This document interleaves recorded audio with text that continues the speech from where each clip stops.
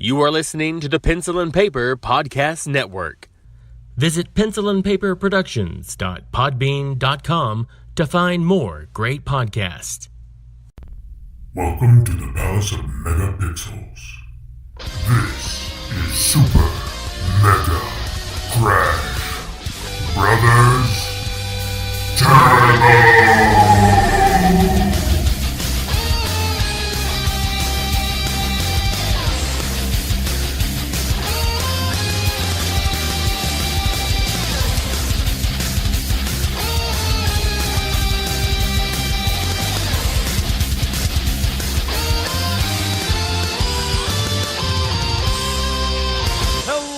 And welcome to Super Mega Crash Brothers Turbo. I'm your host, Stephen White. With me is my co-host, Lacey Finley. Happy Monday. How is everyone? How are you? I'm not too shabby. Not too shabby. It started to snow a little bit again this morning, which made me sad, Panda. But it doesn't look like it's accumulating to be much, so, you know. Yeah. March jitters. We get that a lot in Chicago. Yeah. I mean, we were finally rid of the rain, and then it came back, so I guess we're just going to have to live with the rain for another month or so. I'm so done with rain, you know, and people are like, well, maybe snow. I don't want snow either. I want a sunny sky, you know, it would be nice. I know what it's like outside with it being dry and the sun on my face. Yeah. I mean, the one day that the sun actually came back, it was, I don't know, it just felt weird. It was like, there's sun. The day is bright. It was bizarre. Eyes. So, and before we go on any further, Todd is not here. But the reason he's not here is because his birthday was Thursday. And if anyone wants to wish him a belated birthday. Happy birthday. And he's out on a little birthday excursion. His wife's taking him to something special, so I don't know. He told me what it is, and I'm such a bad friend, I don't even remember. Oh, no, you should have just lied about it. We wouldn't have had to gone into detail. You know, I like to be honest. He'll give me hell about it when he hears it, so. But merry birth, miss, either way, Todd. Yeah, either way. Hope you're having fun. I also wanted to touch on last week's episode where we were talking about music and things like that, and I really felt like it was, I really enjoyed it. Like that whole segment, we got to talk about music, and then you actually got to hear it on the episode was nice because it was a nice addition. But we actually got some comments about people and their thoughts of some music, so I wanted to read a few. On our Facebook page that we're a part of, Podmates, if you're a podcaster and you're kind of in this little world, you can be part of this group. It's a closed group, so don't just go hunting it down and trying to get in. But if you're a podcaster, you know, maybe you can get in. But two people from that group commented. We had Trent L. Cannon said, Chrono Trigger is the best video game soundtrack. These are facts. I can get behind that. I can too. I feel like when I posted it on Twitter that I also had some feedback about Chrono Trigger as well. So he's not alone in that sentiment. Yeah. We also had Dylan Orr. He said the Celeste soundtrack on vinyl is currently wearing out my turntable needle. And wow, you know, on vinyl. Yeah. I know. That's what I loved about it. I'm like, on vinyl, man. Now that's some dedication too right there, you know. So I hear it old school.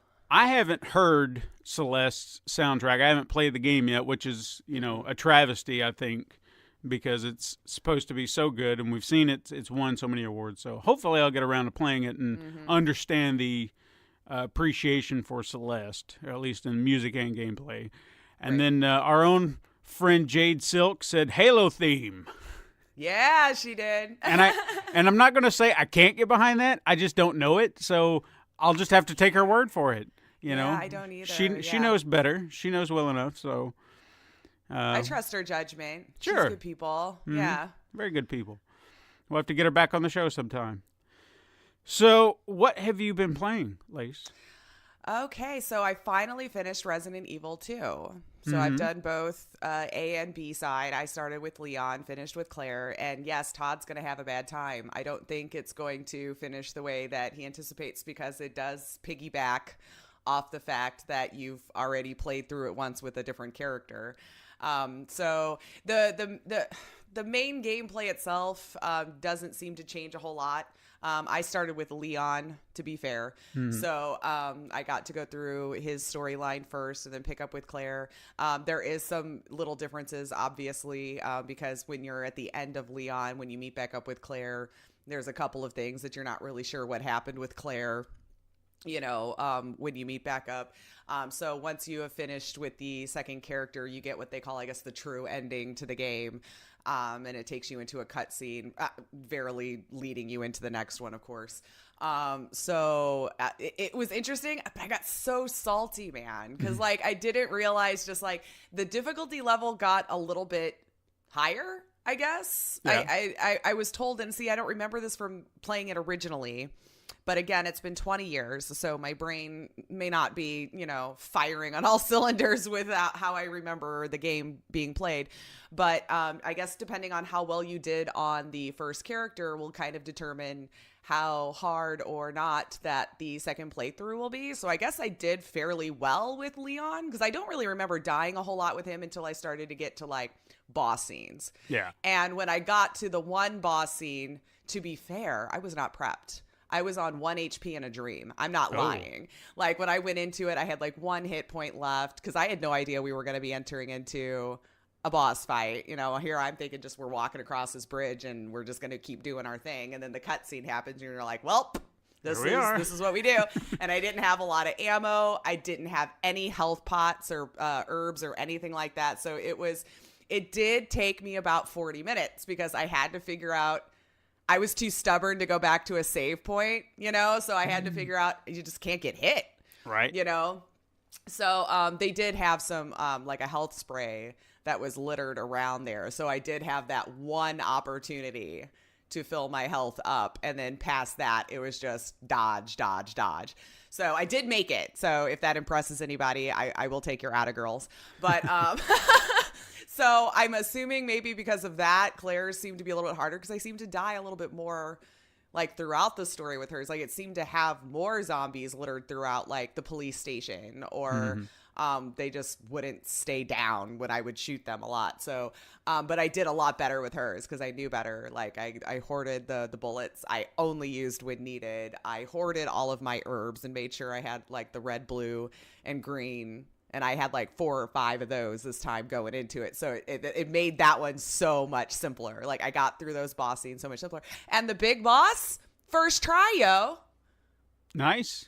I can't believe it's still, if I wasn't streaming it, man, and people weren't there to witness it, nobody would have believed me. But I was just like, there's no way I just killed him first try. Because I was going down hard, But he did. And it's a good play. I think they did a great job. I know we've already kind of discussed like how great it looks, and as far as a remake goes, I feel like they've kind of set the bar.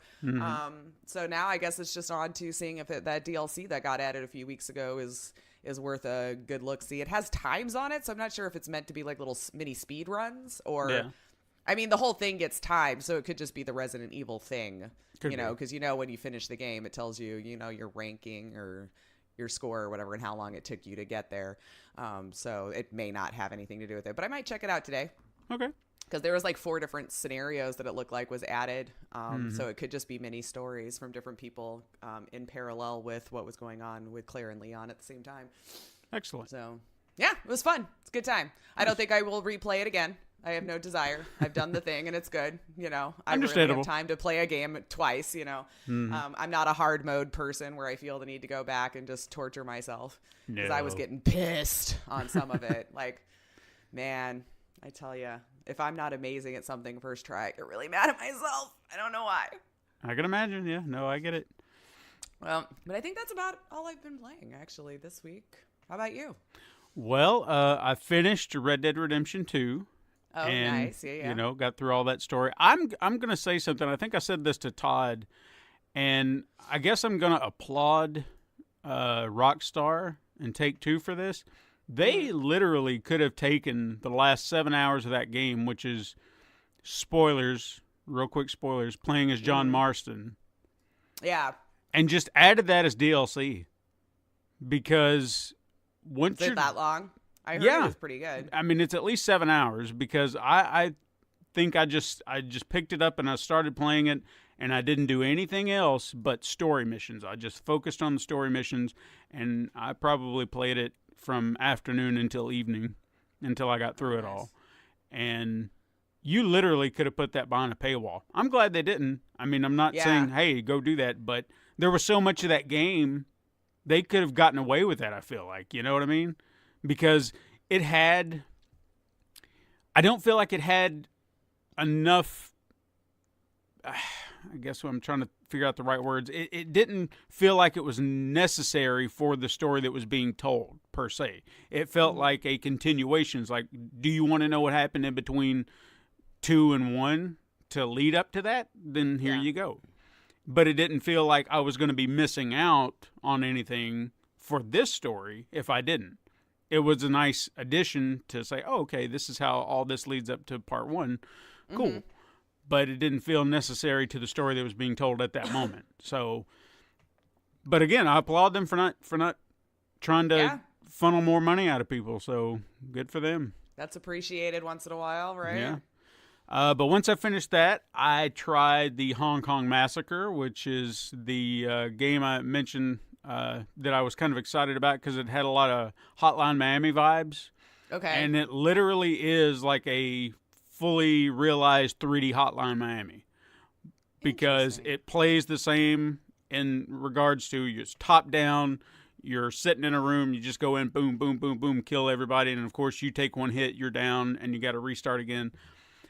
I think my only issue with it right now, like I want to play it, but I'm not so into it like I was with Hotline Miami because, one, it doesn't have the soundtrack that Hotline Miami does. Oh, yeah. That kind of really sets the feel. It does, because I thought to myself... It's amazing, like, you play that game on mute, you're not going to get the same time. Yeah. And I honestly thought, I was like, maybe I should just mute this music and add in the Hotline Miami music, in the background. Because I just feel like it would amp me up a little bit more. So the music, I'm not saying is bad, it's just, it doesn't have that energy that the Hotline Miami stuff does. And then 2, it feels sluggish. Not sluggish to the point where, it's like, oh my God, I can't do this. But comparatively to Hotline Miami, it just feels slower. But you do have different things that you can do in this versus Hotline Miami, which adds another element to it. So if you're faced off with someone, you've got 2 options to take them out. I mean, granted, you still have your little reticle and you can aim and shoot, and that's how you do it. But if you're, I guess, getting overwhelmed, say you've got 3 people, 1 to your top, 1 to your left, 1 to the bottom, and you've got to take them all out, you can go into a slow motion mode, which essentially allows you to kind of go all Matrix, and you can just kind of move around the bullets, if you need be. Or you can do a dodge roll, and it'll just kind of, you'll flip around, do some ninja moves and stuff like that, and then just dodge the bullets. It's an automatic dodge. You're not going to get hit if you do that move. So it adds another element to it, but playing Hotline Miami, I have those, I just got to get in here and go, so I don't think about those at the time. So I'll come into a room, think I've got it all figured out, and it's probably meant to be played with these other options and these elements, but I don't think about them, and I get shot so much. I'm just like, come on, man. So I get frustrated. Do it without your fancy stuff, all right? And there are, like, they have star ratings, so however, it's like, and I actually like this too, each star is just for a way to defeat the room or the level based on, say, you can do it in 30 seconds, or you do it without slow motion, or you have like 1 bullet for each kill, so don't waste any bullets. So it's like bam, bam, bam, bam, and you got to nail everybody first try. So they've got like these little bonus things, and you don't have to do them all at once. You can just come back and focus on that one thing and then get that star. And then every time you get a star, I guess you could say that's like currency, and then you can use that to upgrade your weapons and stuff that you have. So, and you can also pick up weapons from the people you kill. So again, a lot like Hotline Miami. There's a lot of it that's like that. Another thing too that kind of bugged me a little bit about it is I feel like their programmers need to kind of go back and do a little polish work because some of their text is misspelled. Ugh. Like there was volume for their music instead of volume, it was volume.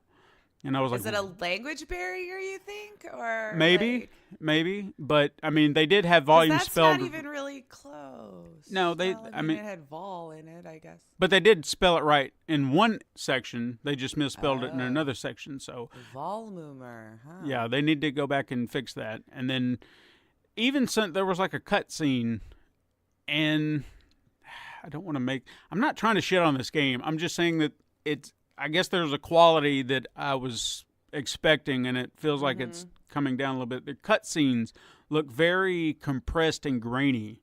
You know what I mean? Like old school cut scenes, like for Resident Evil, when you go back to the old PlayStation, or even the N64, where they had to compress all those cut scenes into the Resident Evil N64. You could see the grain and the grit and the pixels. And how it was flashing through, It's like that, and I saw that, and I was like, Is it on purpose, maybe? Like, what time frame is it trying to emulate? I mean, it is the 90s in the game, so maybe, but maybe. It just kind of threw me off because they don't give you any kind of indication that that's what they're aiming for. So it was just kind of like, that's kind of poor quality for a game that's new. So I don't know. But or just market it better so we knew to expect that sort of thing. Yeah, exactly. Yeah. So again, I'm not trying to shit on it, just saying. Yeah. And then from a first impressions standpoint, Yeah. And then also, I got to try my hand at Resident Evil 2. Good. Todd let me borrow it, and I've played, I'm going to say 3 hours maybe. Okay. And the last thing that I did is I met Mr. X, and I ran like hell. Isn't he fun? Yeah. Because he never goes away.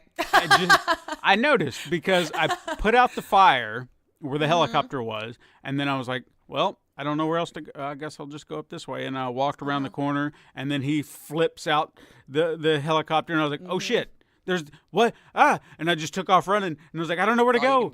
And I went back to this little room that had the typewriter, and was just, there's no way out but the door I came in. Yep. And I just hear him stomping around. I'm like, I don't know what to do. And I've done that so many times where I'm like, this is where I live now. Yep. Because there's a couple of rooms like that's a safe room that he won't barge through. Mm-hmm. And I found myself having to run to those quite often and just whining. I'm like, well, you just go away. You know? That's what I was doing. I gotta do things. So that's where I'm at right now, is just waiting in that room, hoping he'll just go away. But I just got to go back to it and hope for the best. He will eventually. Yeah. And well, just kind of on that note, I wish I would have done this, like if I were to explore doing another playthrough, because like PC modders are just amazing. And I'm sure a lot of people know this, but there's like a couple of mods that I've seen that people have added on, or they posted on YouTube. So like one of them is like when Mr. X shows up, that X gonna give it to you. I heard about just that. Starts playing. Yeah. And then there's another one where he's just running around in a thong the whole time. And I think if I would have downloaded the thong one, it would have at least made it a little bit more entertaining that he was chasing me with the hat and the thong. Yeah. Oh, yeah. And have that music play at the same time. I would have been like, well, at least I'm laughing my butt off instead of getting extremely angry, you know? Exactly. Make it amusing. Right. But yeah, he's gonna be basically, you're gonna shudder every time you hear stomps. Yeah. Katrina was with me when he showed up, and she was more nervous than I was, because as soon as I got back to that room, she's like, just shut it off. My heart is pounding. I can't take it anymore. Yeah. I was like, all right, fine. It did its purpose, man. It served it well. Yeah. But I feel like on the B side, it just seemed like it was so much worse, because like it just never seemed to go away. It was just, I felt like there was no reprieve. But you started with Claire, right? No, I started with Leon.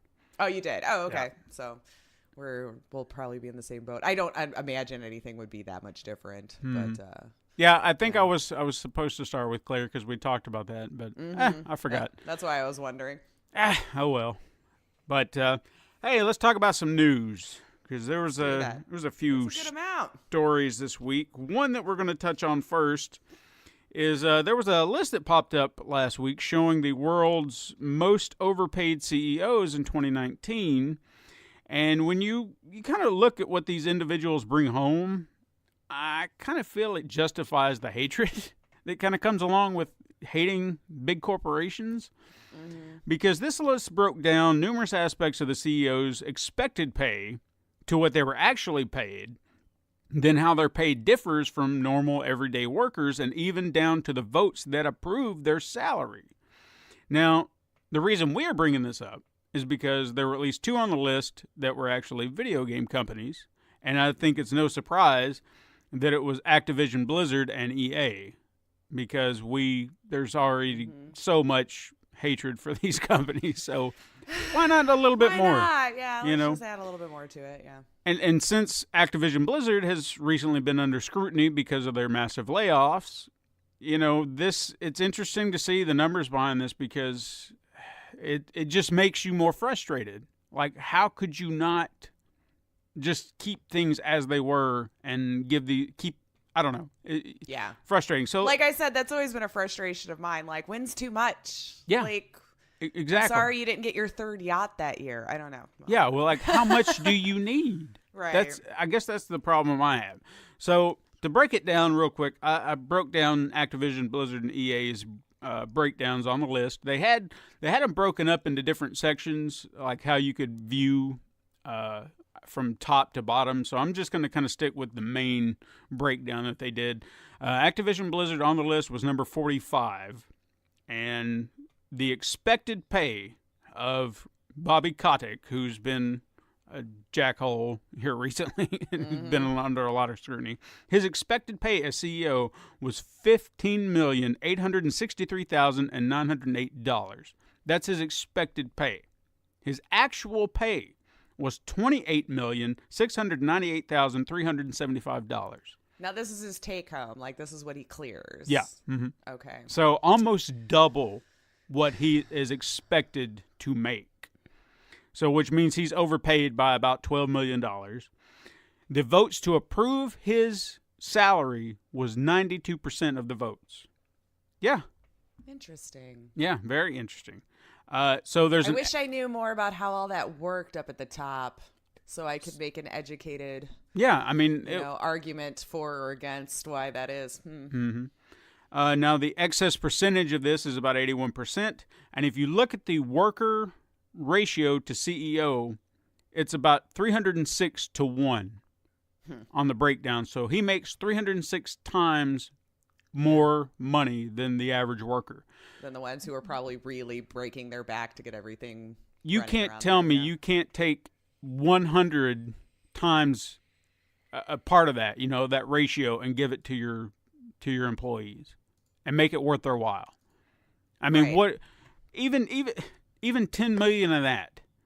Come on. That's been my argument for a while with most large corporations, where you've got this like 1 or 2 people who are making an insane amount of money that like you could even take half of your money and spill it back into your company, which would make everyone happier. They'd be making better money. They'd be wanting to work harder for you. You are still living the life of luxury. Yeah. But we just have it in our head. It's just always got to top every year. Every year it's got to top. And then on the other side of it, we have Electronic Arts. They were 98 on the list, which when you really look at the numbers here, I'm surprised they're only 98 because... Are we talking out of top 100? Yes. Okay, so like 100's the top paid, not correct. 1? Okay. Yeah, so he's number 98 on the list, which is Andrew Wilson. His expected pay was $16,054,903. His actual pay is $35,728,674, which means he's overpaid by over $19 million. The votes to approve his salary was 97%, which is higher. Right. That's still really yeah. The excess percentage here is 123%, and the CEO worker ratio is 371 to 1. So even higher. So I don't even know how they got lower on the list. It's strange. So I still just I can't wrap my head around it. So I'm even pointing this out just to kind of argue this point when people are like, well, you just don't know what it's like up at the top. Okay. We don't. Well, like I'll be honest. I mean we don't. But take a look at this. So these are the only 2 video game companies on the list, but I'm not saying that there aren't more that could be a little lower down that still kind of fall under this guideline. Right. But a footnote in business practices, during Satoru Iwata's run at Nintendo, when he was head of the corporation, when he was president and CEO, he took 2 pay cuts during their worst years, during the fall of the GameCube and during the Wii U. He did not pad his pockets. He said, I'm going to take the hit here so everybody else can be fine. And we're going to continue to make good games. We're going to continue to run the business as we should. I'm going to take the cut. Me. Why can't other CEOs follow that example? That is I'm sure he's not on the streets right now. Well, he's no longer with us. So, well, I mean, or yeah. was. Like, yeah, I know. But no, yeah. Phrasing, yeah. But yeah. But no, I mean, it's not like he was like, oh, here we go. I'm going to go live in the slums now. No, he was still living fine. He was still fine. And he did that so his employees didn't have to worry. He trusted them. Things did not, things were rough. So he's like, I'll take the hit. Me. None of you have to worry about your jobs. And I guarantee you morale went up because like that's a solid boss. That's a guy we want to work for who's going to look out for us and not his own pockets and his own self-interest. So don't sit there and say, well, the CEO's got to do this. No. They can make the better choice and keep their employees happy. Yeah. So don't give me that shit. I'm sorry. I'm not buying this. Well, I've got to keep my 350. I don't know. It just makes me mad thinking about it. I know, me too. I know, I got you. It's so greedy. Yes. So greedy. These people really need is. jobs, And And yet if it wasn't for them, you wouldn't have the company. Exactly. You need those people doing the jobs that they're doing, I'm sorry that your games aren't meeting your expectations, but what do you want? You keep churning out the same garbage every year. At least, and like releasing everything at the same exact time. I know, yeah. Wasn't it like Apex Legends and Anthem? Anthem, yep. Yeah, at the same time. And Apex Legends is the one that seems to be doing well, from what I'm hearing. So, I like it. Yeah, I don't know. As you can see, it's frustrating. I wish the world was better. You know, we had better people in it. So, or at least better ones at the top for sure. Yeah, exactly. And I'm sure people will just be like, "Oh, well, you don't get it. It's fine." There's probably like 16 of you that. Yeah. But I'm just saying. I'll stop fussing about it. Anyway, the next story I've got is I don't know if you heard about this, but Microsoft has ruffled a few feathers last month due to a military contract with the U.S. Army to supply them with the HoloLens technology. Now, even though there have been no applications presented on the use of the HoloLens itself, many assume that this is going to be applied to weaponry, which is making Microsoft's own employees uncomfortable because they don't want to be responsible for, weapons of mass destruction, which I can understand. But Microsoft CEO Satya Nadella, I feel like I nailed that, said that the company is trying to be as transparent as they can be about the deal, but that the decision was made to not withhold technology from, quote, democracy-elected institutions. So we don't know what it's actually being used for yet. No. Many of the employees, I still feel like they're not convinced about it because they're still protesting. Well, they may not be allowed to know. Yeah. So, I mean, with the military, honestly, we shouldn't really know all the things, like they're just regular citizens, all the things that they have and what they can do. You don't really want other sides knowing. Yeah, if it's public, if it's public knowledge, it's going to be a bad day. Right. So, that's kind of a fair, good for us for padding our military or something, but I do understand the moral implications that the employees have. They didn't sign up to make weapons. Right. And if this technology is used for weapons, then they're kind of indirectly responsible. I don't want to say well, you guys did. I wouldn't blame them. Microsoft's the one that made the deal. Right. So, but I understand where they would have their own moral problems. Yeah, everybody's different in how they feel about contributing to these types of things, and if someone's really deep down is not in agreement with that sort of stuff, I could understand, Mm-hmm. Like I've heard, I don't want to get too political, but just kind of on the idea of the death penalty and things like that. People feel that even the worst people don't need to be put to death. and they feel like if they are, then they are responsible because their tax dollars go to the executions or help pay for them, so they feel like they are responsible for the death of someone. I have a hard time swallowing that argument, but I see where they're coming from. You know what I mean? I mean, that one's...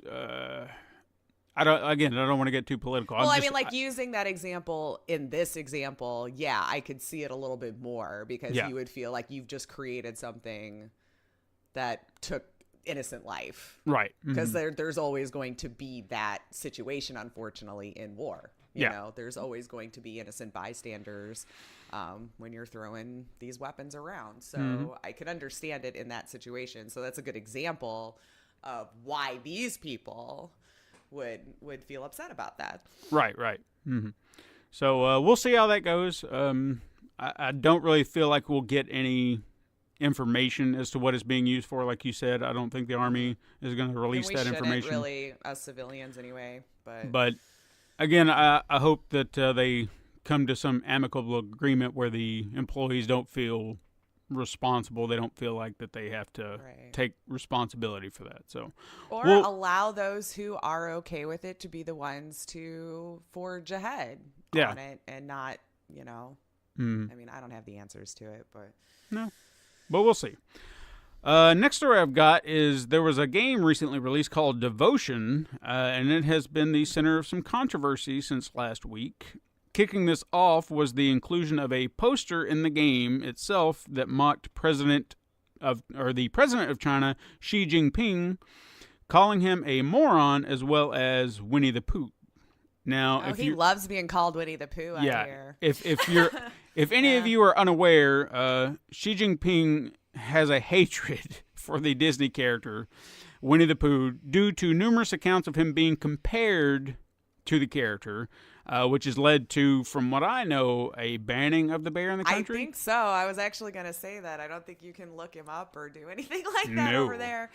So anyway, this poster was found by numerous Chinese players, which translated the text and all this and saw it, and they went to Steam and review bombed the game. Then developer Red Candle, which is actually based in Taiwan, which could explain a few issues where that kind of came in. They removed the game from Steam, then issued an apology saying that it was an unprofessional mistake, and even said that the game's publishers were unaware of the inclusion and have since terminated their partnership with them. So they're in the clear. Red Candle said that they took the game down to fix some bugs, but come on, that's what you did it for. You took it down. The timing is just very coincidental. Yeah. So, yeah, I mean, I understand why people would do this. And, the review bombing thing, I understand that that's a way for people to get their message out. But right now it's starting to become kind of a thing that's starting to bug me. Because, just when they want to take something down. Yeah, because, for example, I mean, just outside of the realm of video games, because we see that all the time where people get pissy and start review bombing. They started doing that with Captain Marvel. Yeah, the Rotten Tomatoes. Yeah, the movie's not even out yet, and it was getting review bombed. And why? They had to take the comments down, and even the expected score, I think, is right, or the anticipated to watch or whatever, because people were skewing that as well. Quit wrecking things. People. And I just don't. And I don't even know where that's coming from. Like, I don't understand why this movie's getting hatred. Unless it's because it's a female-led movie, but no one had that problem. I heard a little bit about it with Brie Larson. I mean, again, without getting into something else, because people were twisting her words, saying to not, basically they twisted her words to say that who cares about the white man's opinion or something like that. When she was just kind of going into, when she was getting her critiques, she just did a study of like where her critiques were coming from and just saw that the opportunity she was given was not the same as other people, like people of color, and so and again, correct me if I'm wrong, but to my understanding, TLDR, to be honest, it was just skewed on what she actually was trying to do in studying where her critiques were coming from and why. Gotcha. So you had, I guess, SJW, blah, blah, blah. That was all an uproar and things like that. But that's to my understanding of the little bit that I did research on. Yeah. I guess the whole review bombing thing, it's starting to get me to a point where I feel like these sites need to just stop allowing comments. I know that would be a bad idea on one hand, because then you don't have people being able to say, well, I don't like this or whatever, or I do love it and want to share it with other people.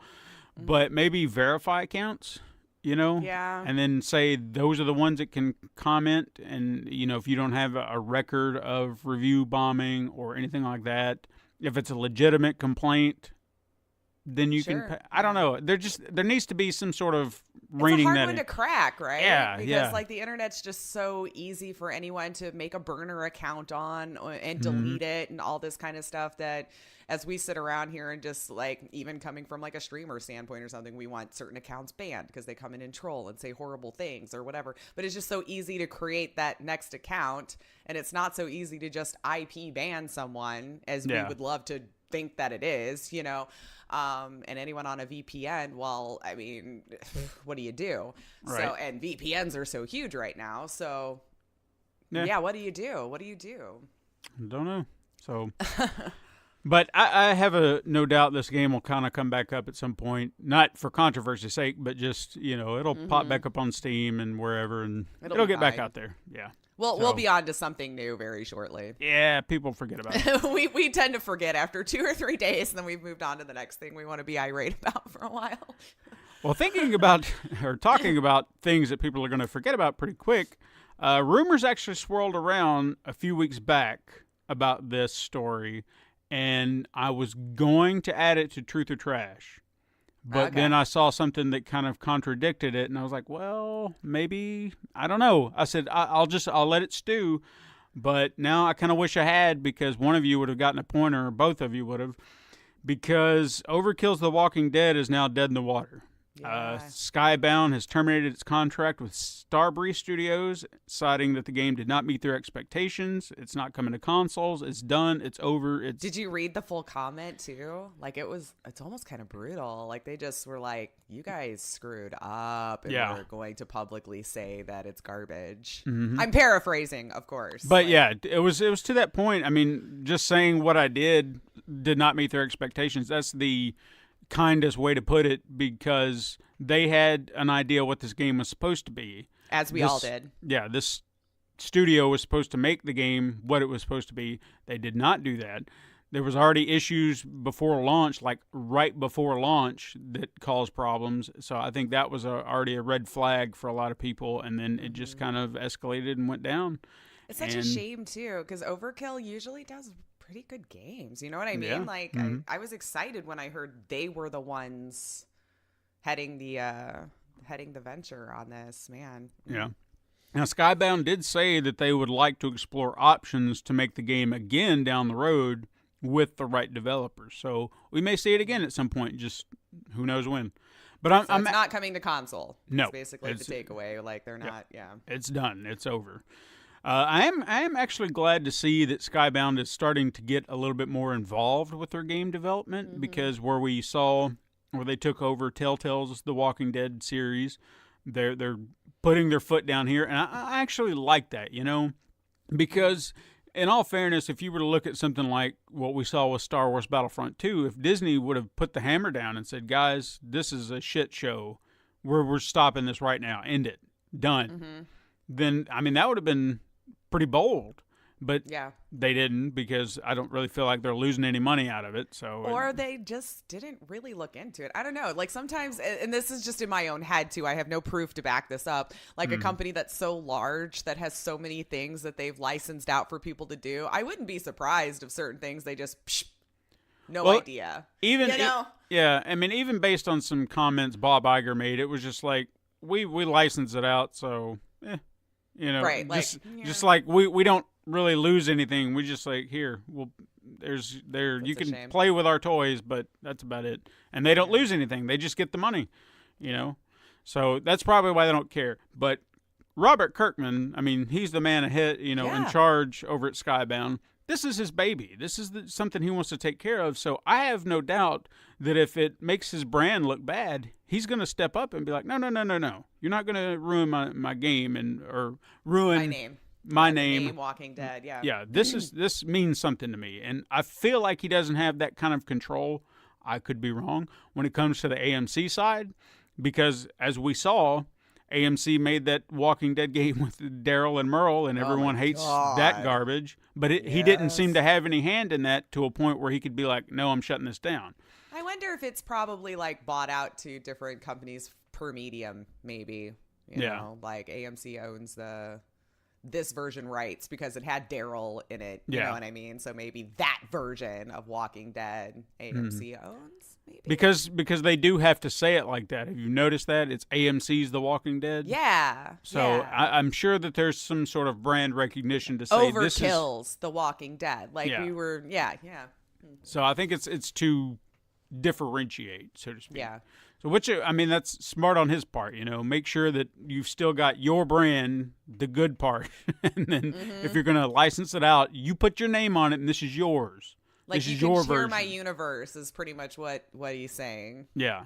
So it's a smart move. So I applaud him for shutting this down and saying, no, you're not going to continue this garbage with my name on it.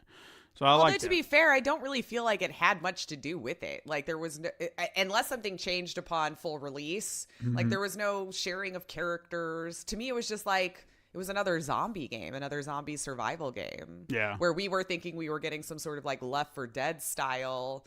And I mean, I guess in some modes it kind of was, but like there was, I guess, like technically a horde mode where you were defending your base or whatever, and you had 3 different doors that you would have to keep track of depending on what was getting broken into at the time. But like none of them had the names of any of the characters from the books or anything like that. So yeah, it was just, I think, wanting to have that name. Probably, no doubt. I don't know. I mean, it interested me early on, and then me too. The closer it got, I was just like, I played the beta, and I think that's when I went, I don't know. Yeah. I think that, again, that's a big red flag when you start to, if you're playing a beta and you're just like, I don't know if I want to see more of this, But I try to be objective because I'm like, it's just beta. Yeah. Like I try to put that in my own head. So I'm like, they're stress testing servers. They're doing this. They're, But at least you can sit there and say, this could get better, and I would like to play this better. Oh, it had so much potential. Yeah. I don't know. We'll see. But yeah, that's the end of that. Maybe we'll see it again. Who knows? All right, let's talk about some quickets. What do I have here? Okay, first of all, I don't know if you saw this, but GOG let go of about a dozen people. They said it's not a layoff. They let them go, because like it matters. So in other words, we had them captive. Yeah. They're allowed to leave the house now. And they said that this was a financial decision due to recent diffificles. So, which is a layoff, right? Yeah, you'd think, but they don't want to call it a layoff because what's Merriam-Webster saying about that? Yeah. Because the Activision thing, they're just like, it's not a layoff. We fired them. They're gone. Don't add us.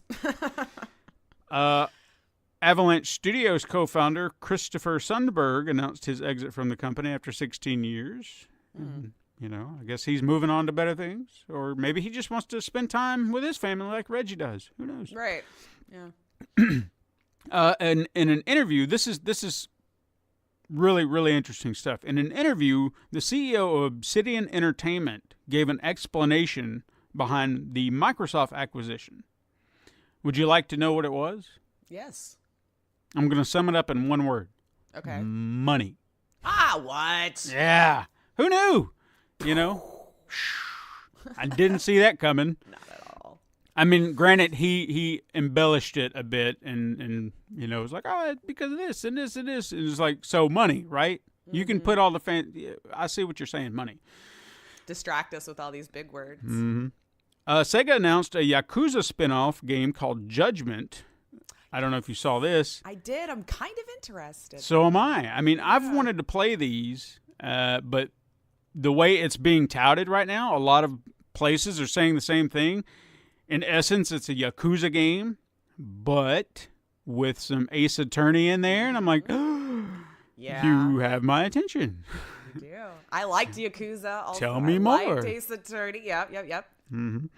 Nintendo announced Pokemon Sword and Shield. I was going to say Sealed for some reason. Shield for the Switch. So now we have Said brand it so fast. I don't know if any of us. Sword and Shield. Sword and Shield. So this is like the first console Pokemon game. So everybody who's a Pokemon fan is excited about that. Mm-hmm. I suppose. I mean, Sure, I would imagine. Yeah. I mean, I guess I looked Isn't at it their like an RPG too, or have they always been? Am I just being stupid? No, they've always been kind of an RPG style game. Yeah. And they showed their starters, and again, don't get mad at me for this, Pokemon fans, but I looked at the 3 starters and I was like, I've seen these before. I was like, how many more Pokemon can y'all make? I've seen these. All of them. Yeah. Just variations on other things. As long as it has big eyes and an adorable face. Mm-hmm. We'll make it a Pokemon. IGN premiered an Alien Isolation digital series last week, which, from what I could tell, and if I'm wrong, you can tell me, seemed to be cutscenes from the games kind of spliced together as a series. So if you're interested in seeing that, it's on their page you just right want now. to watch it like a movie. Yeah. There you go. The devs for Kingdom Hearts 3 confirmed that they're going to have some DLC coming in the future. Nice. All I'm asking for, Marvel, Star Wars. Ooh. Just do a world. I don't care what it had. Please. I know it's DLC. Just please. Mm-hmm. Let us go to these worlds in this game. It would be so amazing. You can create superhero versions of Donald and Goofy and Sora, and that will just be badass. And then in Star Wars, I don't know what you'd do. You give them Luke Skywalker and Han Solo-esque clothes. Hell, you could make Goofy look like Chewie. Why not? Ooh, there you go. And he could be going, or however that'll go. No, you nailed it. That's perfect. Everyone steal that soundbite right now. Yeah. I got to work on my Goofy and my Chewie. See, I can do them separately. Separately, but the mishmash, I don't know. I think that's perfect. Yeah, I'm trying. Capcom is apparently looking to expand its game library into the PC market. So you could very well soon see some games. If I'm going to suggest this now. Okay. If Mega Man, like the original series, comes to PC, I'm gonna push you to play them and say you need to do this because I want to share my love of Mega Man with you. And I mean, I have a PlayStation. It's do. not like I'm 100% PC master race. I just do prefer PC as the medium. Exactly. So if it's there, then you can be like, hey, this now it's easily accessible to you on your preferred platform. I understand that. I got a PC and I've got games on it, and I want to play them.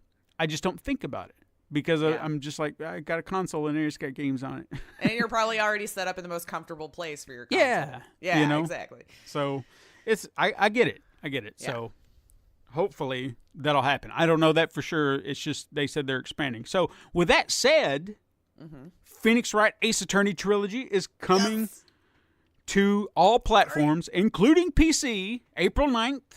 It jumped in my enthusiasm. I saw that. April, I'm so excited. You know what I'm going to be playing. Oh, yeah. I pre-ordered. I did. And I got this awesome theme, for my PlayStation. And I didn't know what to expect. They were just like, get a, Phoenix Wright pixel art thing. And I was like, all right, cool. So I forgot about it because I pre-ordered it, like in the day when I saw it. And I was like, oh, so I got it. And then I came home and then I was looking at it. I was like, oh yeah, I got that theme. So I went and looked at it and I downloaded it. And the joy that came across my heart when the music started playing, and I was like, that's that theme I love so much in the game. And it's playing right now, So I was so excited. I was overjoyed.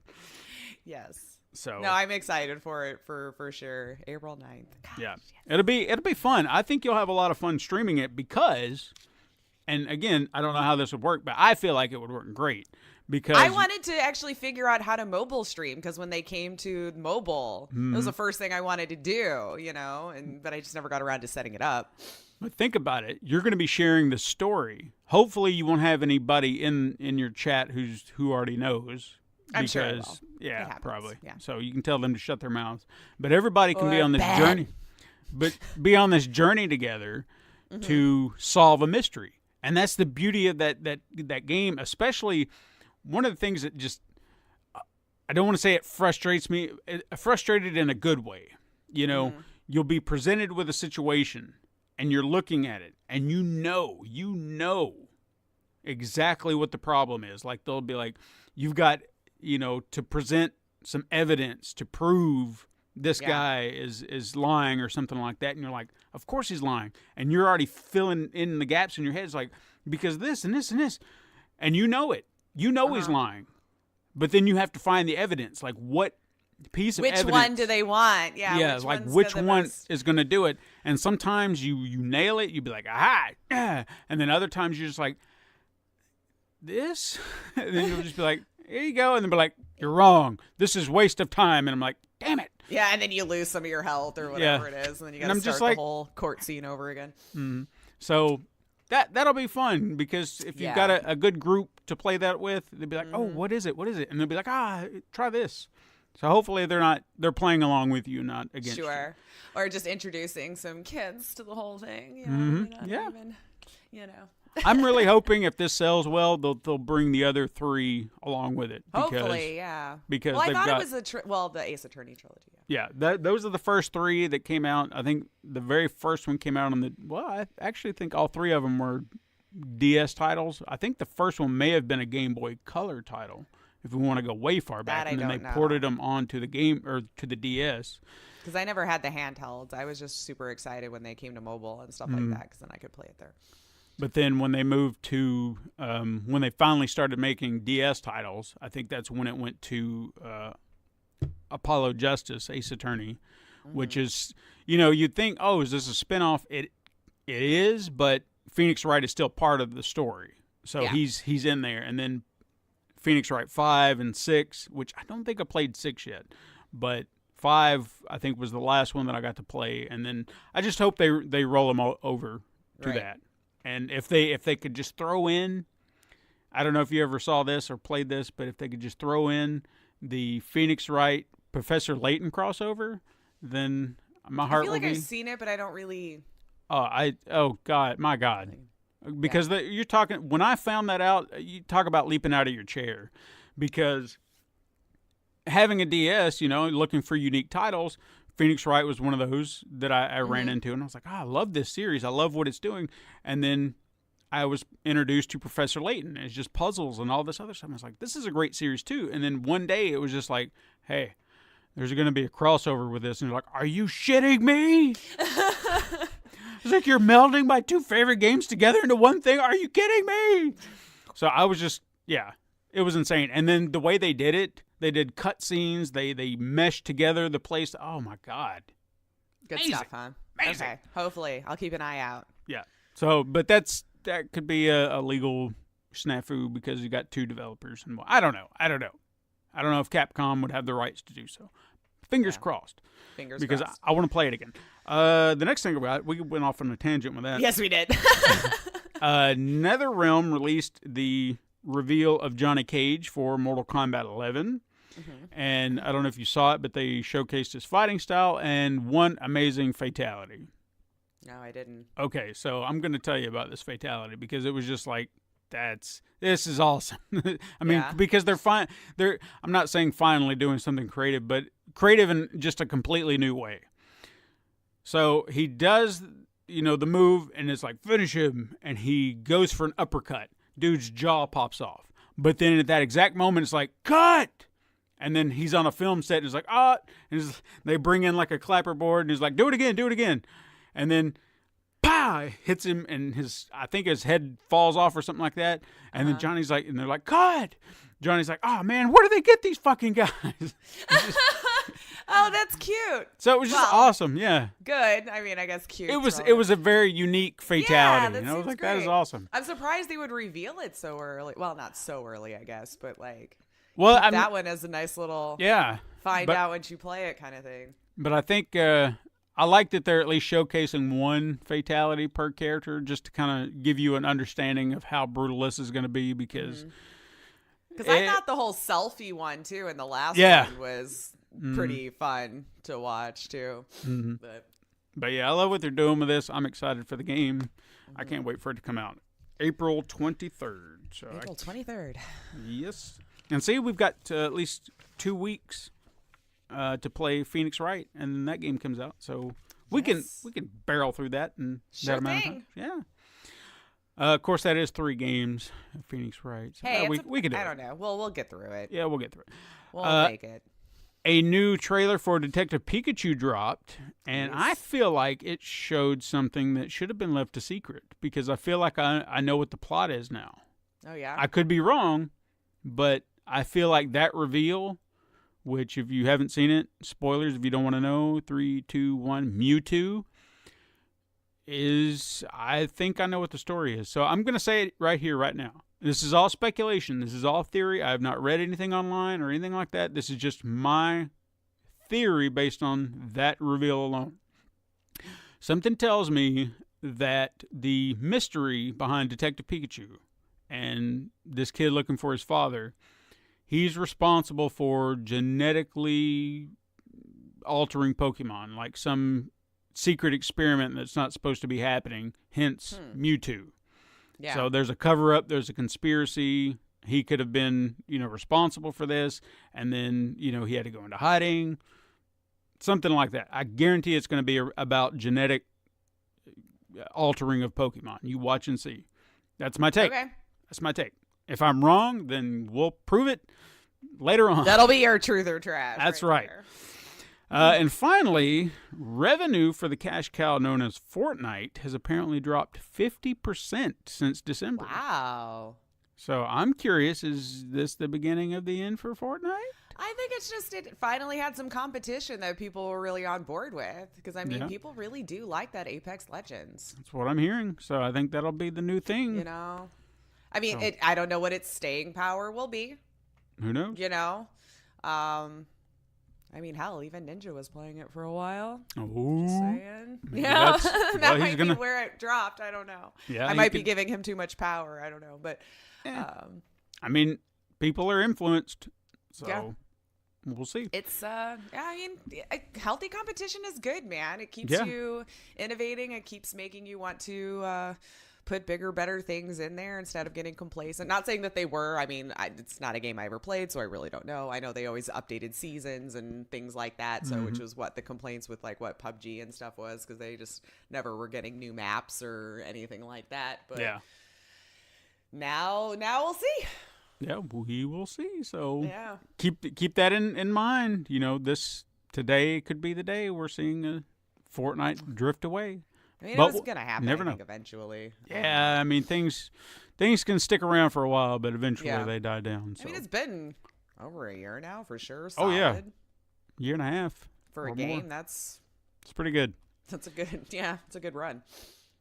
Truth or trash time. All right. I'm I'm hoping I did my research this time so I can tally up the points over Todd while he's gone on his birthday. Happy birthday, by the way. I'm gonna. I don't have an ink pen, but I've got Since my. I already know last week within an hour after the podcast, I'm like, I got one wrong. Damn. It's fine. Okay, so I've got a few good ones here. I got 5, and I'm gonna have to think on these now. Oh, man. Okay. All right. Are you ready? I'm going to be, yes. Okay. First, Xbox One games will be ported to Windows 10 this year. Okay. So with what I already know I got wrong last week, later this year.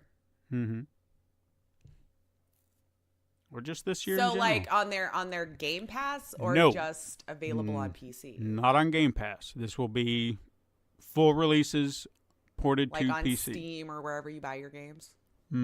Oh, well, Windows 10. Oh, that's right. They do have a store, don't they? Yeah. I never use it. Yes, I'm going to say truth. Okay. I feel like they're on that trend. Yeah. All right. Borderlands 3 will be revealed in April. In April? Ooh, I don't know why I feel like when's E3?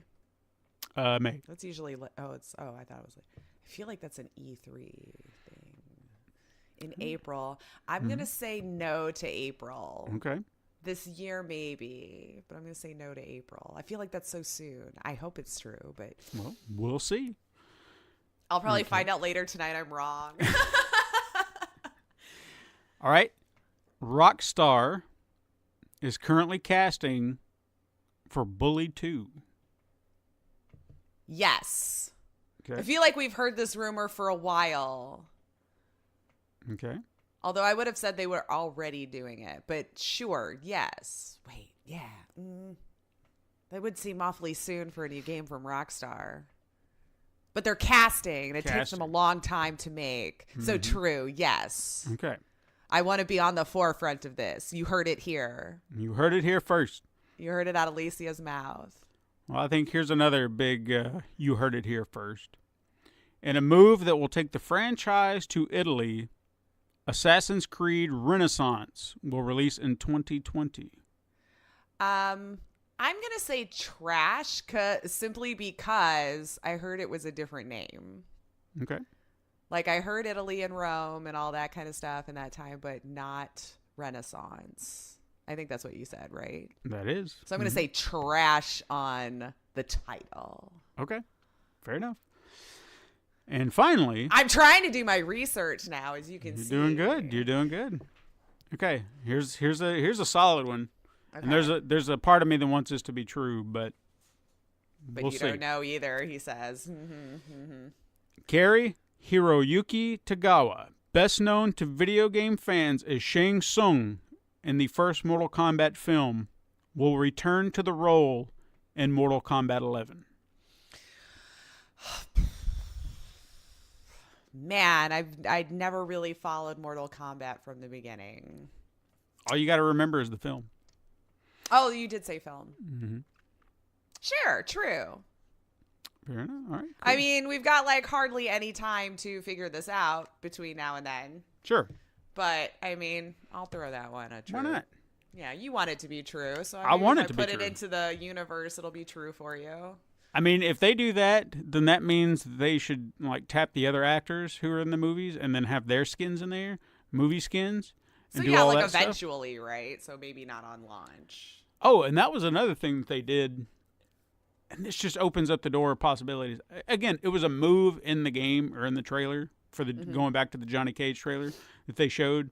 He did a move where he kind of called kind of waved his hand, I think it was, and then another Johnny Cage came up behind the other fighter and held him down while the other one like came a up stunt double. Right, but what was beautiful about it is if you looked at the stunt double's outfit, it was like one of the outfits from another game. And I was like, oh, that was little Easter eggs thrown in there or something. So I don't know what to expect of this game, but when they keep doing little things like this where we're seeing multiple versions of these characters, I'm getting excited. You know, what are you doing? I love what you're doing. Keep doing it. I want more of this. So we'll see. Who knows? Yeah. All right, let's do some weird news because I debated on where I should put this story. But then I committed it to weird news because I feel like it definitely fits here. Because for some bizarre reason, THQ Nordic held an AMA on 8chan, which, if you don't know, is an incredibly volatile message board filled with racism, bigotry, and, from what we hear, even child pornography, which that place needs to my burn. understanding, they're like, you can't even find them on Google searches anymore because of that. Like, Exactly. Google's like, you're not even going to find them. Yeah. So THQ Nordic was seemingly oblivious to the site's content. However, the tweet announcing it saying, "We have no idea why," to me suggests they knew something. You know, why would you say, "We don't know why we're doing this on this thing"? Well, then you know a little something. At least that's was given some sort of heads up. I don't know. Yeah, I don't know. I feel like they knew something. To what degree? I don't know, but you don't just say that. Well, it was like even the one tweet that said Mark promised he'd take care of the nasty stuff. Yeah. You knew something. A little just something. Like some things just seem very weird. I don't know. Yeah, this is a... Anyway, PR and marketing director Philip Brock and business and product development director Reinhard Paulis That's an awesome name. Right. Took to the site and answered questions. There was nothing groundbreaking. It was just the type of nonsense you would expect because people were asking, hey, and, saying stupid shit. A lot about Darksiders, a lot about, a lot of it did seem like legitimate questions, but I had a hard time flipping through the AMA. Did you try to flip through it? No. I don't really understand No. the format. It was really hard for me to understand, where they were answering. Yeah. It's just the format of it, the way it was laid out was just too hard. I tried to flip through it for about 30 minutes and I couldn't understand the question versus the answer, where to even find the answers that they were giving. I just didn't understand it. Yeah, I didn't try it. Anyway, eventually the AMA was shut down and immediately THQ began issuing apologies saying what you'd expect. We didn't know, we're sorry, blah, blah, blah. But I kind of think this makes me wonder, maybe others will agree, was this a mistake by two people who were just simple to the internet? Or was this a marketing ploy to get more eyes on the company? Because who talks about THQ Nordic anymore? Right. I mean, again, with the way I like to flip through Twitter feeds, that argument was going back and forth quite a bit. So is this just any kind of PR is good PR kind of move, or how stupid can you be as a PR person to not do even just one simple search on a website that right. You're going to do an AMA on, when you want to do any kind of research, especially if you've never heard of it before. Maybe you just kind of want to know what the thing, anything with the word Chan in it and a number would give me pause. Now, I'll be honest, I've not heard of 8chan before this happened. I've heard of 4chan. Yeah. But again, if I would have thought 8chan, I would have been like, maybe I need to, because I knew what 4chan was. I don't know. Obviously, No, I don't have a good answer, but the whole thing is just bizarre. I'm not going to say definitively that I 100% think that they knew beforehand or didn't.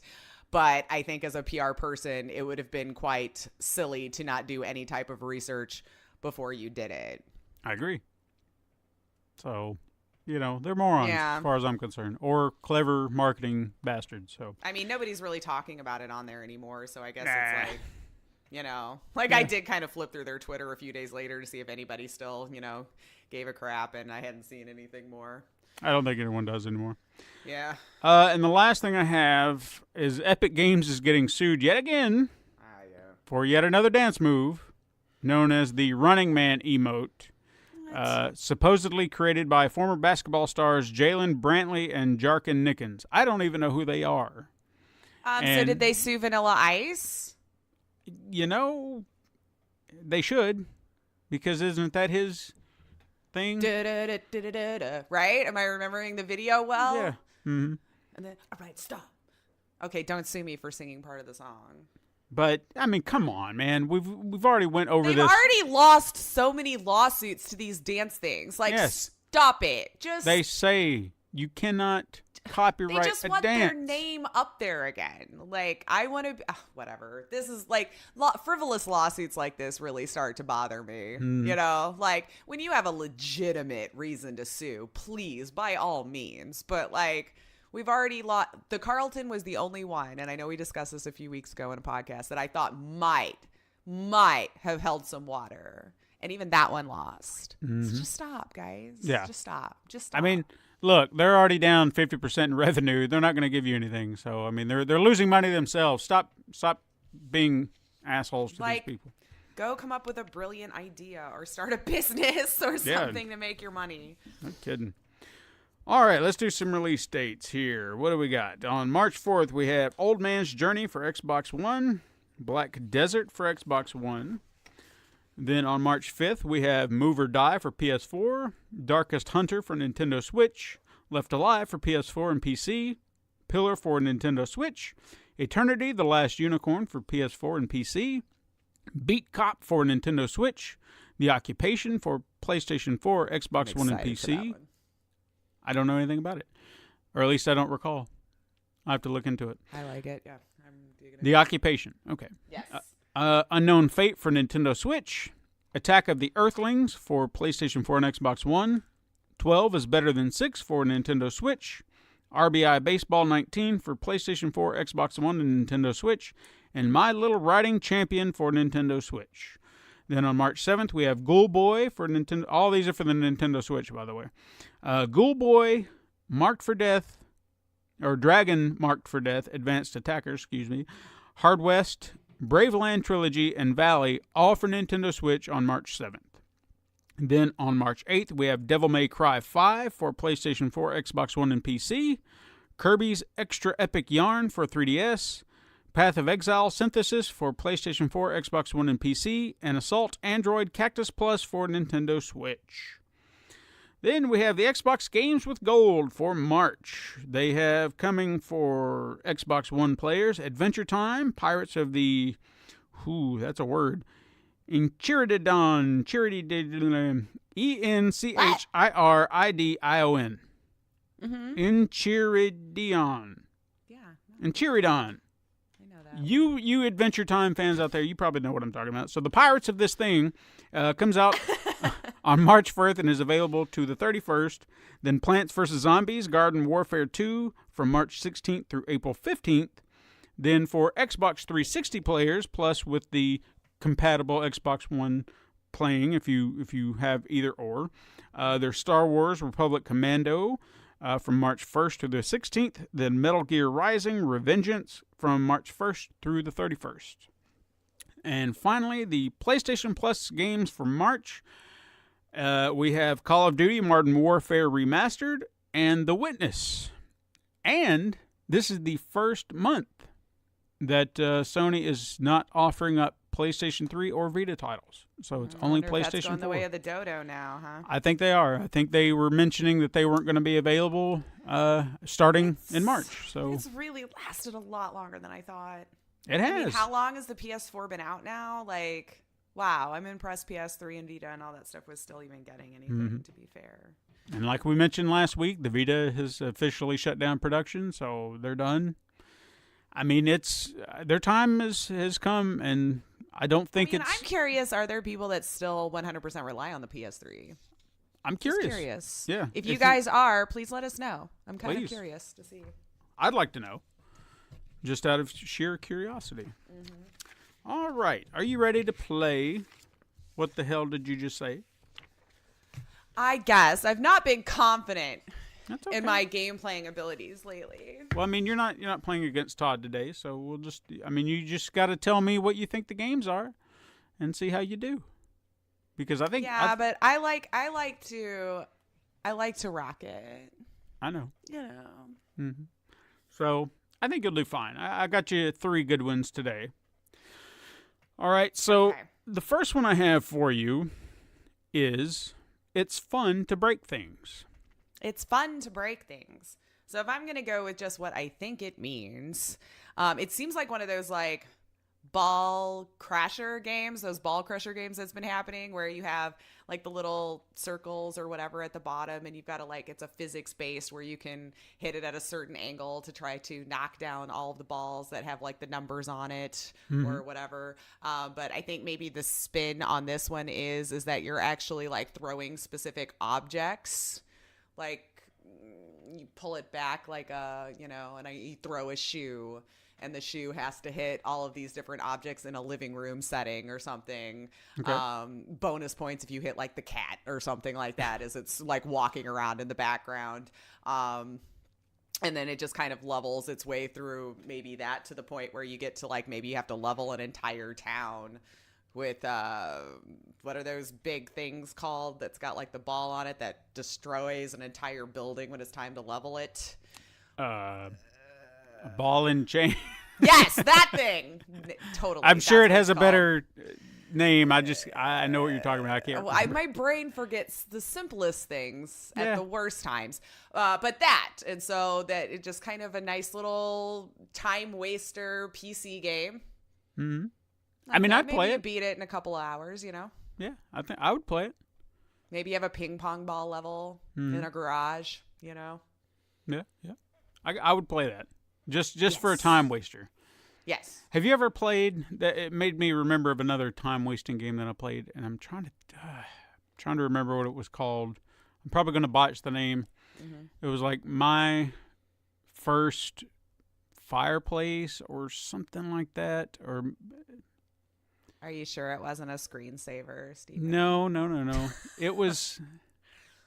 There was a better name for it, and I can't remember. It was from the same people who did the World of Goo game. Okay. Do you remember that game? I do. And again, I know I don't have the name right, but essentially what you did is you had this little fireplace, and you would just burn things in it, and then you had a catalog that you would put stuff, like you'd buy stuff from the catalog, and then you'd take that stuff and then you'd burn it in your fireplace. And that was the purpose of it, is buying stuff, burning it in the fireplace, and then you would have to combine certain elements in the fireplace to create something when you burned it.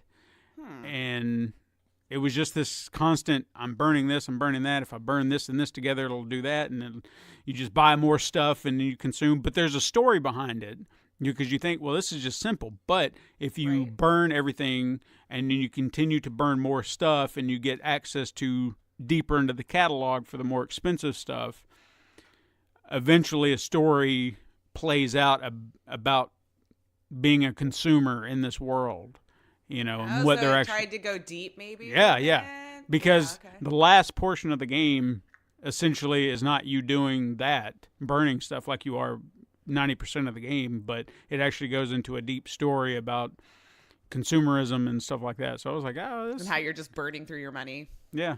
Essentially, I mean, so it's pretty clever. If I can remember the name of it, I'll send it to you. Know. Littlest, I can't remember. I'm gonna stop. I know, we'll drive ourselves nuts. The next one I've got is infinite chili sauce. Infinite chili sauce.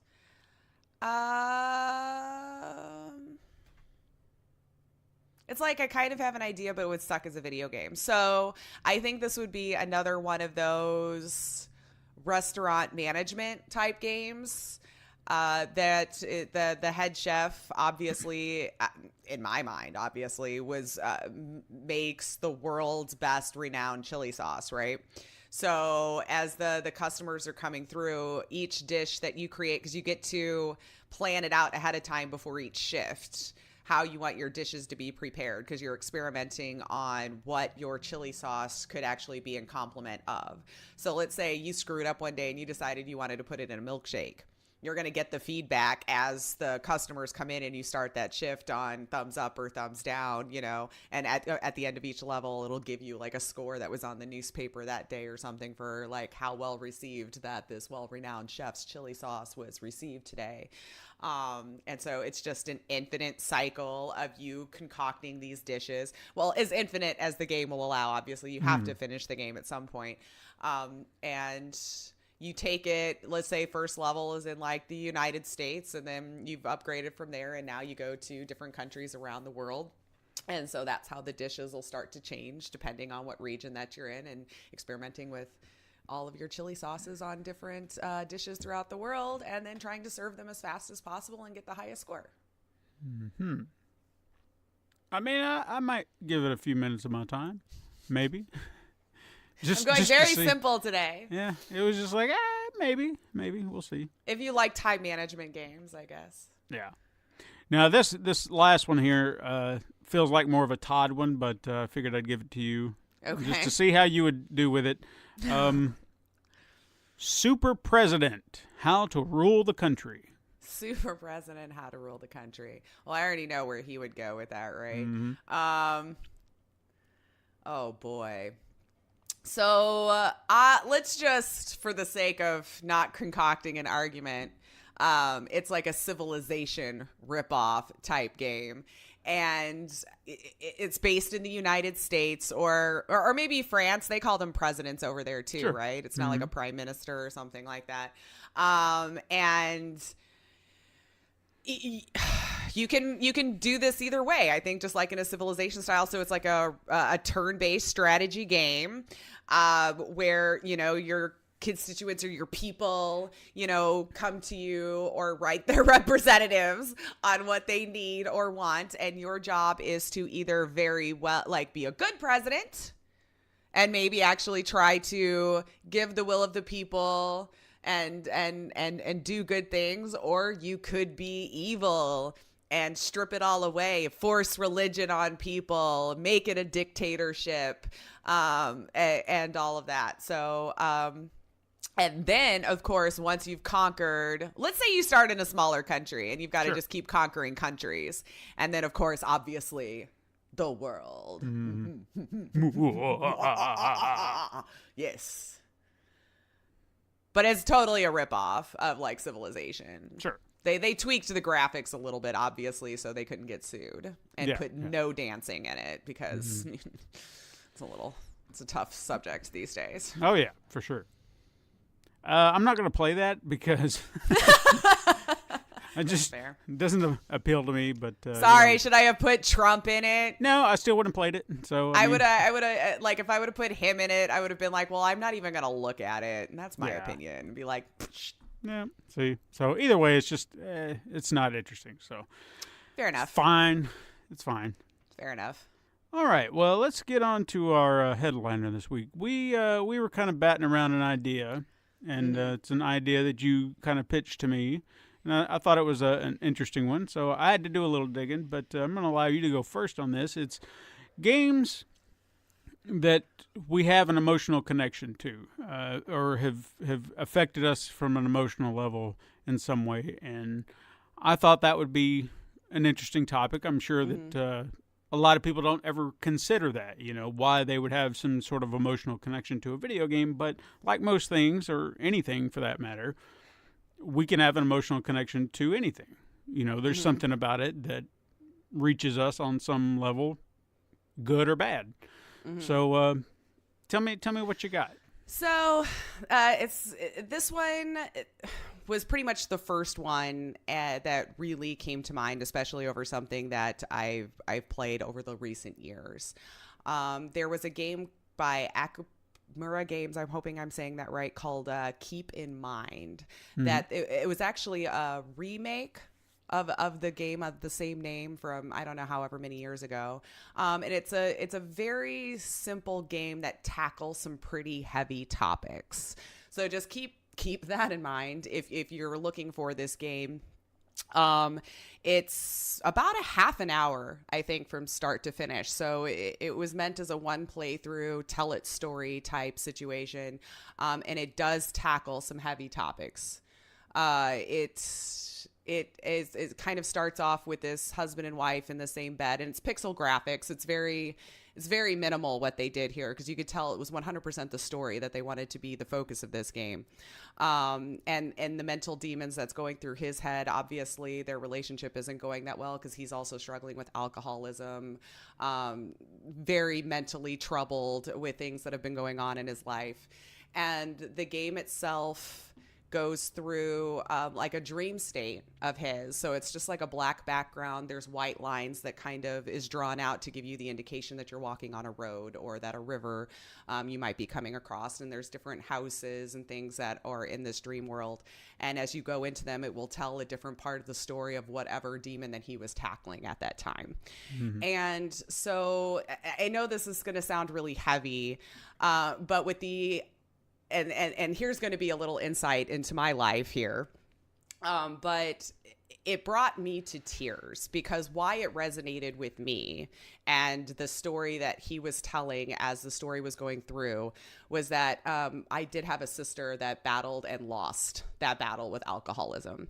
So as he's going through these different dream states and you're hitting these different houses and the reaction that he had to let's say one of the demons was coming out and talking about their children and how you've been neglecting this side of things and all this stuff, and how he just for some reason couldn't turn away from it. And it was just such a huge hurdle for him to overcome to be able to focus on his own home life and make those things the way that he should. It did bring me to tears because there were so many of those situations that I could remember just being in as a bystander, wanting to reach out to that person that you love to try to get them out of this situation, to bring them back to this side of the world, that come back to us, try to put this down. And so I will warn you, going through it, can be a tough pill for some people to swallow. It can probably bring up some really bad maybe memories for people. Maybe you were one who went through it, or you're like me where you had to watch a family member go through it, or a friend, or whoever it was in your life. But the way they told it, like, I just don't even know if there's any more words. They told it in such a great way that you just went through the whole thing and you could just see how it was progressing. And then at the end of the game, you know, you're left to decide whether it kind of left it open-ended. You know, how did you finish this story? How did you finish this tale? And I thought it was a really great thing to open up a topic of conversation with people in a way that seemed like it was a little bit easier to take, because you are taking this journey through a game. Sure. But wow, just wow. I can't remember a time where like I actually just started to cry over how well a story was told and how deeply connected to an experience in my life that I had to go through. Right. And I do recommend it for that reason. Like I said, it's a short one. If it's a tone or a topic of a game that you know you could handle. But wow, like that one really, really hit home in a way that I didn't expect when I was first approached by the developing team to see if I would like to try this game out. And I think I even recorded the whole playthrough just because if it was something that people maybe themselves couldn't force themselves to go through, that you could experience the story in that way, and maybe sit around with some people that maybe need to hear that sort of story and open up that line of dialogue that you might need to have. So keep in mind, it's not a rip-roaring good time, obviously, as I just said. Sorry to bring the mood down, but like that was, wow, did that hit me hard. I can understand. Yeah. I'm gonna ask, I think, before I go further, do you have more than one? The other thing that I have is a pretty much a nonsense IRL story. That's not maybe something that resonated with me because of the video game, but because I felt like it really rocked that at that moment in time. I'm like, I'm glad I play video games. You know? And it's not a long story. Well, go ahead with it, because I only have one. But well, is it a good story? Yes, it is a happier story. Okay, well, I'll tell you what. I'll go, and then we'll end with yours, because I don't want to bring the mood down either. But in digging around, I was trying to think of something like that, and one story in my life came to mind. And I'm going to say right now, if you were kind of standing where I am right now, I'm kind of nervous. And I hate to say that, because I guess mentally it's going to be hard to talk about. But I need to talk about it. I want to bring it up because it's about having an emotional connection to video games. That's what this is about. And it's not quite in the same way that you explained your story, that the game itself affected you from a story standpoint, and then you could relate to it. It's more about what it meant in the moment. Okay. Now, I've had emotional, you get kind of teary-eyed with stories and stuff like that. Like the beginning of The Last of Us, when, Joel's daughter was killed and stuff like that. That hit, because I'm like, I've got a kid, I've got a daughter, and that would be kind of rough.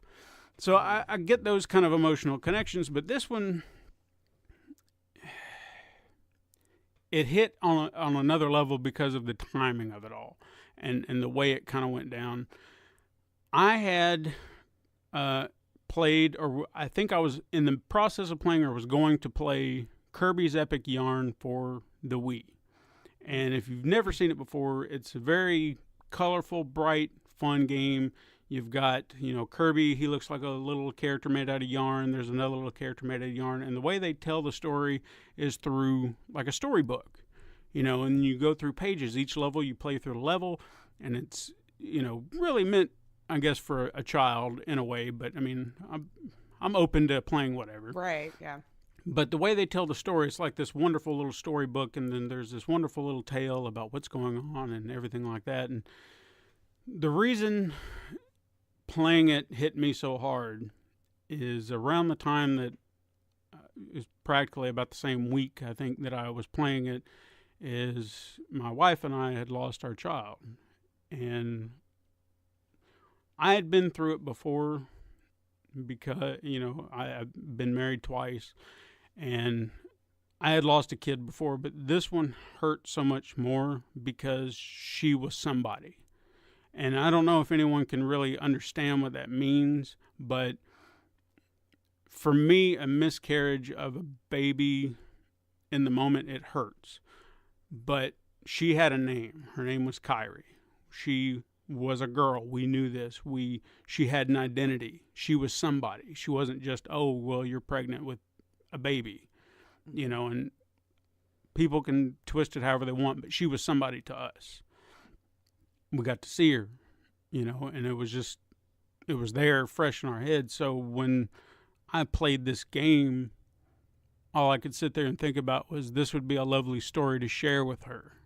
And then I wish I could share this story with her and we could sit together and I could read her this tale of this epic yarn going through. So when I played it, I wanted to continue the story for her, but it was also hard to play because that's all I could think about, is wanting to share this story with her. And I can't bring myself to play the game, now. But I did. I played through it and I thought about it, and she was all I could think of when I played the game because it was something I thought about in that moment I wanted to share with her, and I couldn't. And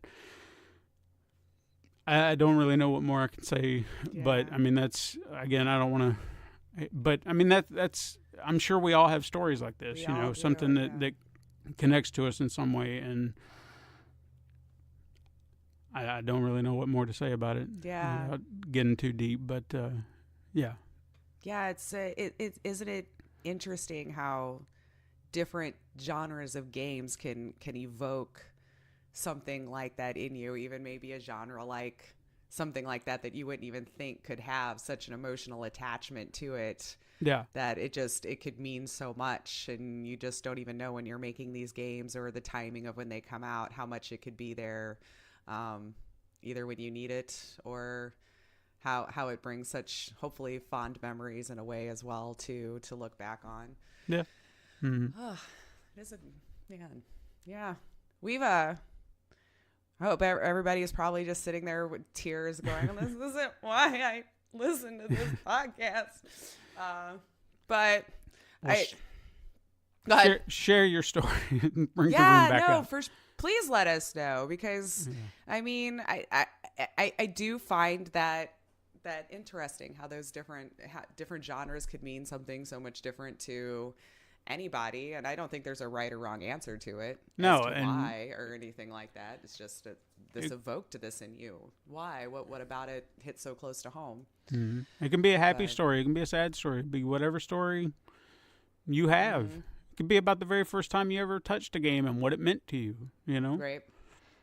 So came home from school that day and your mom got you that one video game that just really happened to put you in the right spirits at the right time because you weren't expecting the surprise. And hey, the journey you know what? Through. I'll speak to that, because in a time, kids, let me explain something to you.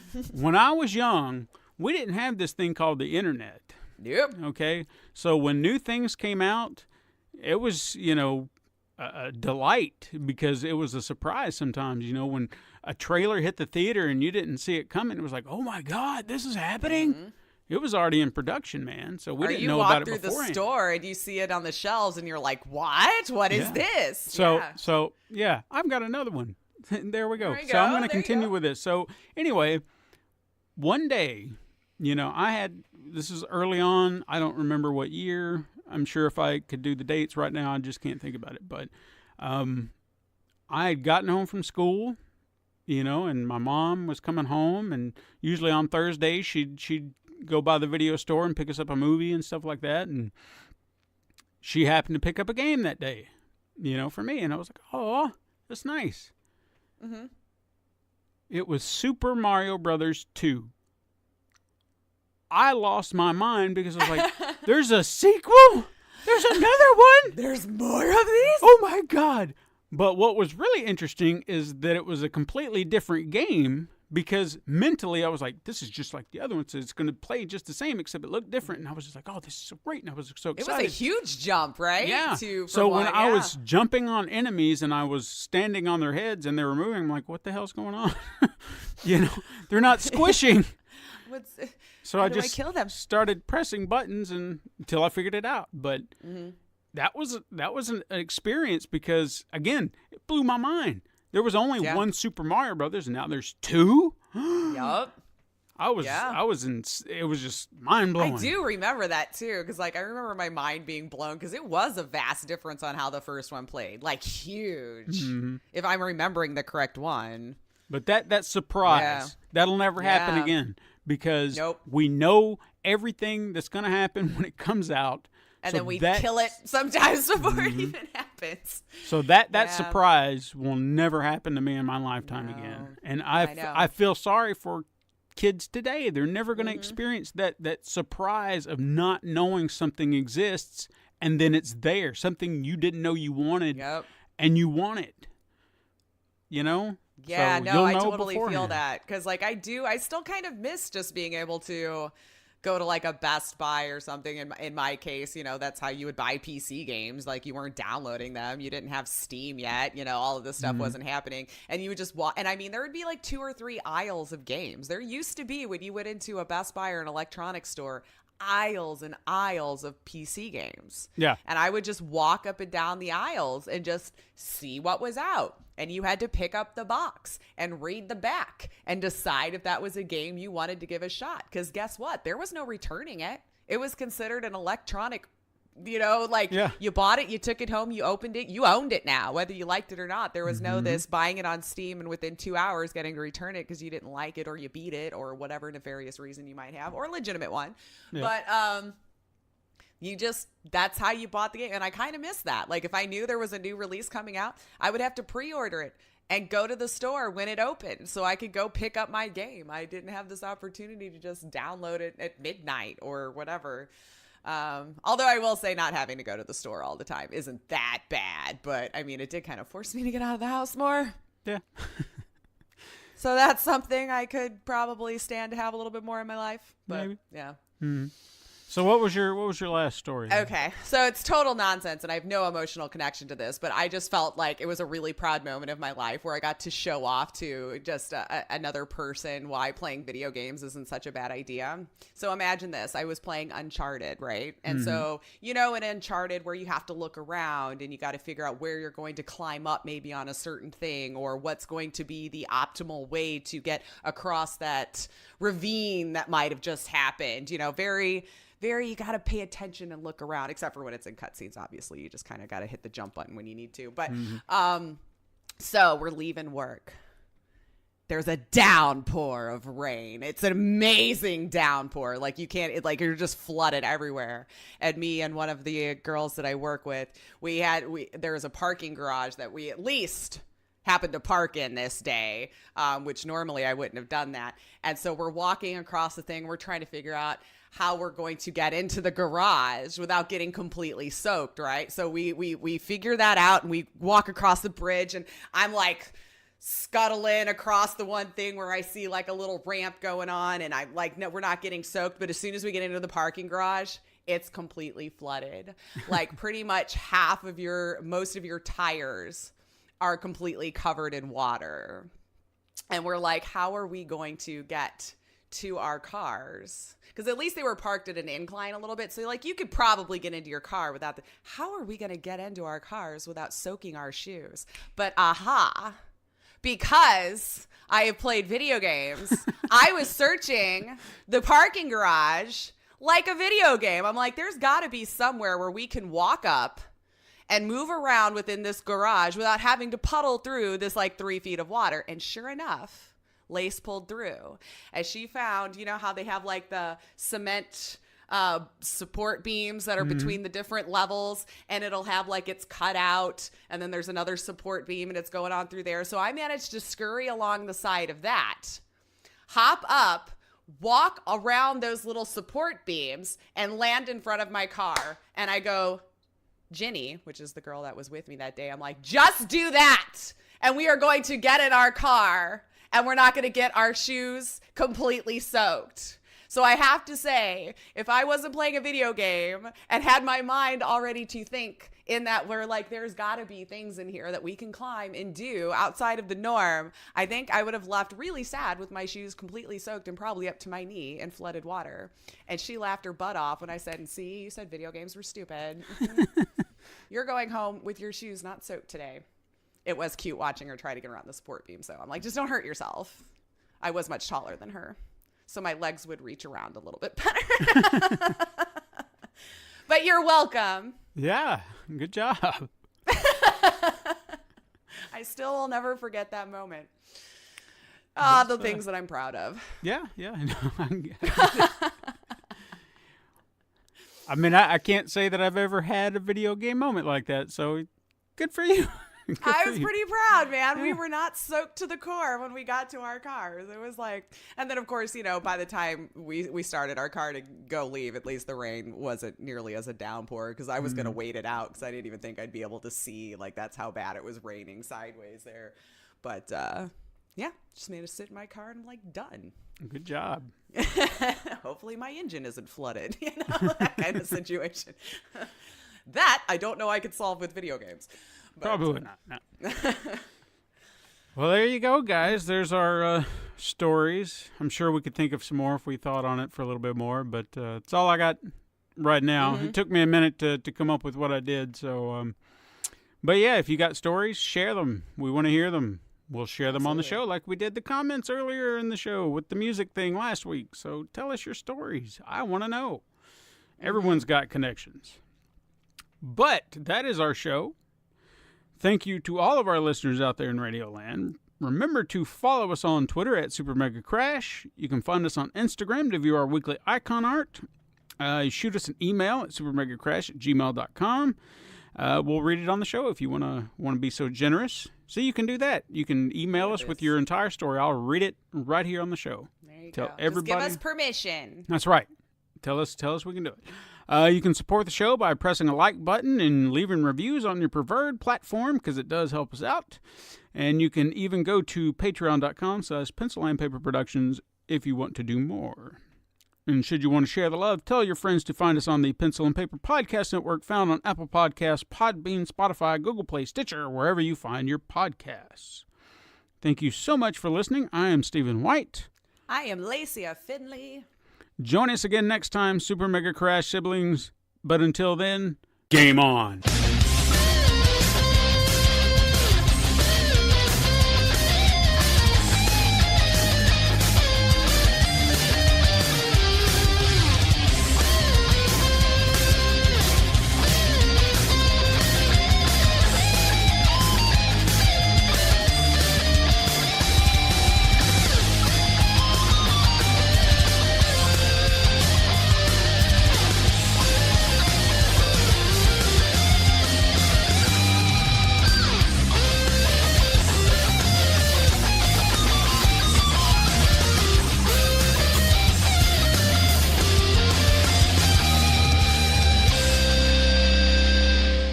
This has been a Pencil and Paper Podcast Network production.